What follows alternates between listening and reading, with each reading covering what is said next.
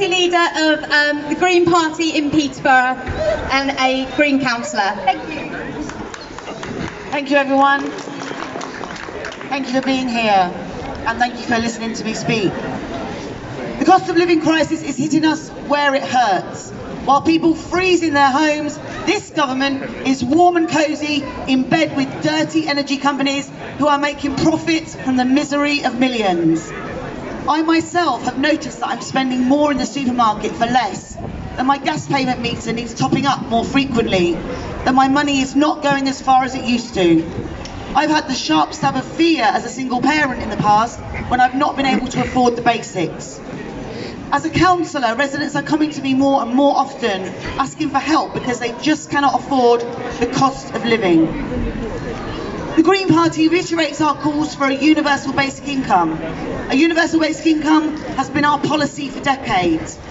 A UBI will give financial security for all. A universal basic income would ensure that freelance workers are no worse off than those in regular employment, and that every single one of us has enough income to meet our basic needs. It would ensure no one is left homeless, hungry, or unable to heat their homes. On all levels of government where the Greens hold power, universal basic income is being touted as the solution. In the House of Lords, our Green peers, Natalie Bennett and Jenny Jones, argue on the side of a basic income throughout their work. In Parliament, our Green MP, Caroline Lucas, has been tabling motions to convince government to commission work on UBI since 2016. Local Green Councillor for Norwich, Jamie Osborne, has passed a motion calling on UK government to pilot a basic income in Norwich last year, and in Islington became the first London borough to back a UBI trial following a motion proposed by Green Party Councillor Caroline Russell. I also tabled a similar motion asking Peterborough City Council to back a UBI trial. We gained support from Lib Dems and Labour, but the motion was not supported by the Conservatives and Warrington First, and therefore the motion did not pass. We are coming forward with solutions.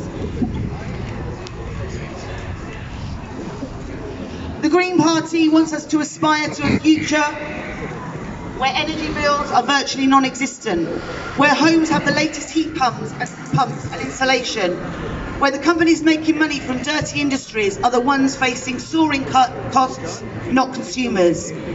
Since the Green Party was founded half a century ago, we called for urgent investment in renewable energy, wind, tidal and solar energy, and the end to our addiction to fossil fuels.